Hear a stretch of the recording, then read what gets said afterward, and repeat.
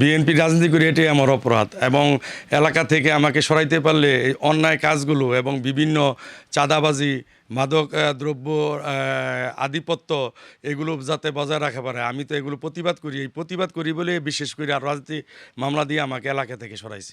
আমার ব্যবসা বাণিজ্য যা কিছু ছিল আওয়ামী লীগের লোকেরা নিয়ে গেছিলো। আমি বাড়িতেই তো 14 বছর আমি কোনো বাড়িতে ঢুকতে পারিনি, আমার এলাকায় আসতে পারিনি। আমার যা মামলা আছে সম্পূর্ণ রাজনৈতিক মিথ্যা মামলা। দুইবার জেল খাটছি, একবার তো 6 মাস খাটছি। ঢাকার রমনা থানার এক মামলা, আমি জানিও না যে মামলা হইয়া রয়েছে, এখান থেকে বাড়ি থেকে অ্যারেস্ট করে নিছে। ওই মামলায় হাইকোর্ট করে 6 মাসের পরে বাইর হইছি। তারপরে 13 সালে জেল খাটছি, যে নির্বাচনের আগে আমি অ্যারেস্ট হইলাম আমার অফিস থেকে।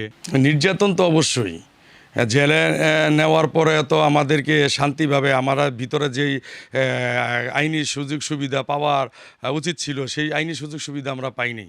আমার ব্যক্তিগত কোনো ক্রোধ কারোর সাথে নাই, এবং এলাকায় আপনারা জানতে পারবেন যে আমি নিষ্ঠার সাথে, সততার সাথে আমি রাজনীতি করে আসছি এবং সমাজসেবা করে আসছি। আমার সমাজসেবাতে কোনো দিন আমার মানুষে আমার আঙুল তুলে কথা বলতে পারে নাই। আমার সাথে রাজনৈতিকভাবে যারা আছে সবার সাথেই ভালো সম্পর্ক।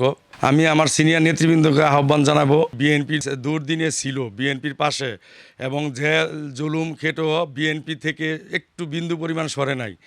আওয়ামী লীগের অনেক অফার পাইও তারা বিএনপি থেকে সরে নাই। তাদের দিকে যেন সুদৃষ্টি দেয়, এবং নতুন যেহেতু কমিটি গঠন করে, এদেরকে যেন আগে মূল্যায়ন করে তারপরে কমিটি গঠন করা হয়। সামনে নির্বাচন আমাদের একটা চ্যালেঞ্জ। এই নির্বাচনে যেন সবাই দানের শীষে ভোট দিয়ে তারেক রহমানকে সরকার গঠন করার সহযোগিতা করে, এবং জনগণের যে আশা আকাঙ্ক্ষা আছে, ইনশাল্লাহ তারেক রহমান সাহেব তার নেতৃবৃন্দকে নিয়ে সেই আশা পূরণ করতে সক্ষম হবে ইনশাল্লাহ।